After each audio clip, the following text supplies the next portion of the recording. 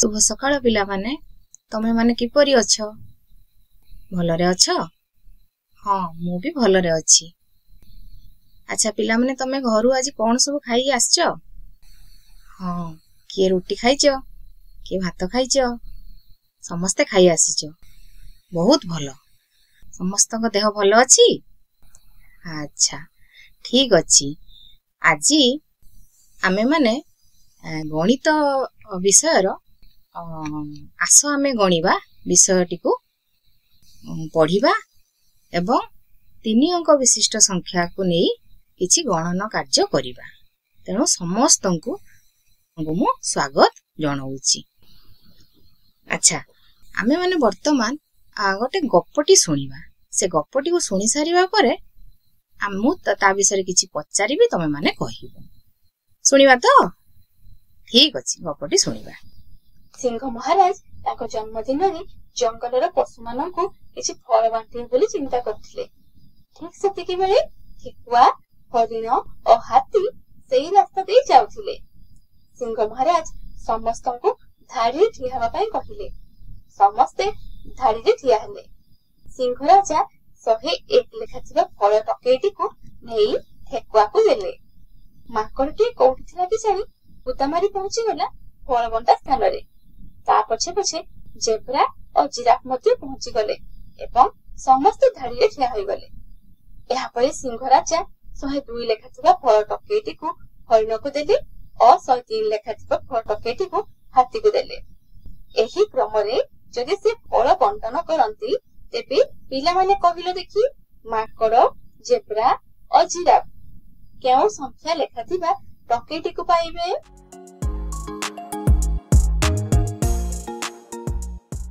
माकड़ 104 लेखा थिबा टकेइटी पाइबो, जेब्रा 105 लेखा थिबा टकेइटी को पाइबो एवं जिराफ 106 लेखा थिबा टकेइटी को पाइबो। अच्छा पिला माने तुमे गप्पटी सुनिलो। अच्छा मते कहिलो तुम माने कहार जन्मदिन थिला। हाँ सिंह महाराजंकर जन्मदिन थिला एवं सी तांकर जन्मदिन रे कोन सब बांटुथिले फल टोकेई बांटुथिले। ठेकुआ को से केतोटी फल थिबा टोकेई देइथिले होई परिबो। हाँ 101 लेखा थिबा फल टोकेईटी को देइथिले। तापरे हरिण को से केते लेखा थिबा टोकेईटी देले 102 लेखा थिबा टोकेईटी देइथिले। सेही परि क्रम रे से हाथी को 103 लेखा थिबा टोकेईटी देइथिले, माकड़ को 104 लेखा थिबा टोकेईटी देइथिले एवं आब्रा को 105 लेखा थिबा टोकेईटी देइथिले। एही परि क्रम रे से समस्त पशु पक्षी माननकु फल थिबा टोकेई बांटिथिले। अच्छा एही क्रम रु आमे कोन जानुछे कहिलो।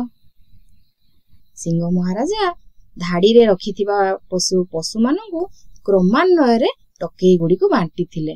101 102 103 104 105 एवं 106 लेखा थिबा टोकेई गुडी को बांटिथिले। तमे माने प्रथम धाड़ी रे देखो 101 प्रथमे अछि, तार परवर्ती संख्याटी 102 अछि, तार परवर्ती संख्याटी 103 अछि।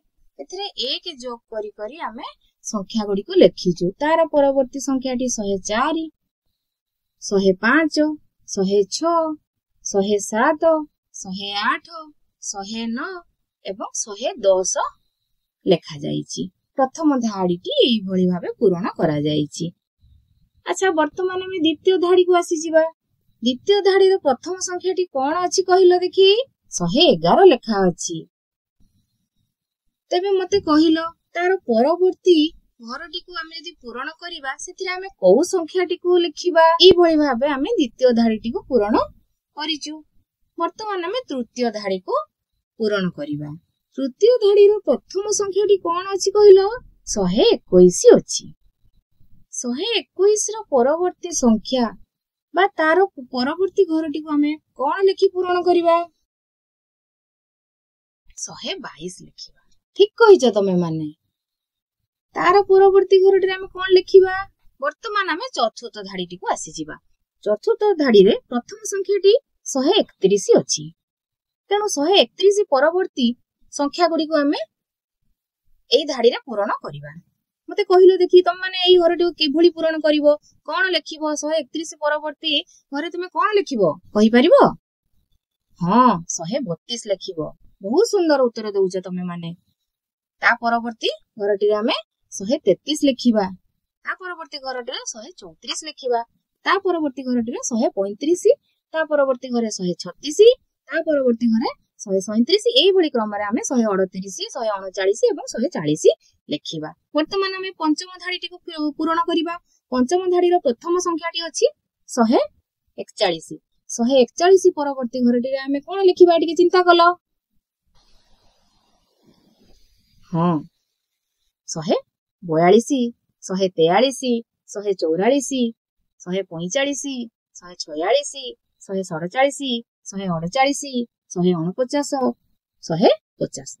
ଏଇଭଳି ଭାବରେ ଆମେ ପଞ୍ଚମ ଧାଡିଟିକୁ ପୂରଣ କରିପାରିବା। ବର୍ତ୍ତମାନ ଆମେ ଷଷ୍ଠ ଧାଡିଟିକୁ ଯିବା। ଷଷ୍ଠ ଧାଡିର ପ୍ରଥମ ସଂଖ୍ୟାଟି 151 ଅଛି। ତେଣୁ 151 ପରବର୍ତ୍ତୀ ସଂଖ୍ୟା ଗୁଡିକୁ ଆମେ କ୍ରମାନ୍ୱୟରେ ଧାଡିରେ ସଜେଇ ଲେଖିବା। କହିପାରିବ କଣ ଲେଖିବା? ବହୁତ ସୁନ୍ଦର, ତମେ ମାନେ ସମସ୍ତେ କହିପାରୁଛ। 151 ପରବର୍ତ୍ତୀ ସଂଖ୍ୟା ଗୁଡିକ ଆମେ ଏଇଭଳି ଭାବରେ ସଜେଇ ପାରିବା। 152, 153, 154, 155, 156, 157, 158, 159 ଏବଂ 160। ତେଣୁ ଏଇଭଳି ଭାବରେ ଦେଖ, 101 ରୁ ଆମେ ଆରମ୍ଭ କଲୁ। 3 ଅଙ୍କ ବିଶିଷ୍ଟ ସଂଖ୍ୟା ହଉଛି 101। 101 ରୁ ଆରମ୍ଭ କରି ଆମେ 101 ରେ 1 ଯୋଗ କଲେ ଯୋଉ ସଂଖ୍ୟାଟି ହବ ତାକୁ ଆମେ ତାର ପରବର୍ତ୍ତୀ ଘରେ ଲେଖୁଛୁ। ତାପରେ 102 ରେ 1 ଯୋଗ କଲେ ଯୋଉ ସଂଖ୍ୟାଟି ହବ ତାକୁ ଆମେ ତାର ପରବର୍ତ୍ତୀ ଘରେ ଲେଖୁଛୁ। ଏଇଭଳି କ୍ରମରେ ଆମେ 160 ପର୍ଯ୍ୟନ୍ତ ଏଇ ସାରଣୀଟିକୁ ପୂରଣ କରିପାରିଲୁ। ଆଚ୍ଛା, ବର୍ତ୍ତମାନ ଆମେ ଆଉ ଗୋଟିଏ ସାରଣୀ ପୂରଣ କରିବା। ତମମାନେ ଦେଖ, ପ୍ରଥମ ଧାଡିରେ ସଂଖ୍ୟା ଗୁଡିକୁ ଯେଉଁ କ୍ରମରେ ଲେଖା ଯାଇଛି ତାହାକୁ ତୁମେ ଭଲ ଭାବରେ ଲକ୍ଷ୍ୟ କର ଏବଂ ସେହି କ୍ରମରେ ଦ୍ୱିତୀୟ ଏବଂ ତୃତୀୟ ଧାଡିରେ ସଂଖ୍ୟା ଗୁଡିକୁ ଲେଖିବା। ଲେଖିପାରୁଛ ତମେ? ପ୍ରଥମ ଧାଡିରେ କଣ ଲେଖା ହେଇଛି? ଆମେ 310 ସଂଖ୍ୟାରୁ ଆରମ୍ଭ କରିଛୁ। 310 ପରେ କଣ ଲେଖାଯାଇଛି ଦେଖିପାରୁଛ? ହଁ, 311 ଲେଖାଯାଇଛି। 311 ପରେ 312, 312 ପରେ 313, 314, 315, 316, 317, 318, 319, 320। ଏଇଭଳି କ୍ରମରେ ଆମେ ପ୍ରଥମ ଧାଡିଟିକୁ ସଜେଇ ଦେଇଛୁ। ବର୍ତ୍ତମାନ ଆମେ ଦ୍ୱିତୀୟ ଧାଡି ପାଖକୁ ଯିବା। ଦ୍ୱିତୀୟ ଧାଡିରେ ଆମର 420 ଲେଖା ହେଇଛି। ତାର ପରବର୍ତ୍ତୀ ସଂଖ୍ୟା ଗୁଡିକୁ ଆମେ ଏଠି କଣ ଲେଖିବା? 420 ର ପରବର୍ତ୍ତୀ ସଂଖ୍ୟା ହଉଛି 421, 422, ତାପରେ 423, 424, 425, 426, 427, 428, 429, 430। ବର୍ତ୍ତମାନ ଆମେ ତୃତୀୟ ଧାଡିକୁ ଯିବା। ତୃତୀୟ ଧାଡିରେ କଣ ଅଛି? 640 ଅଛି ପ୍ରଥମ ସଂଖ୍ୟାଟି।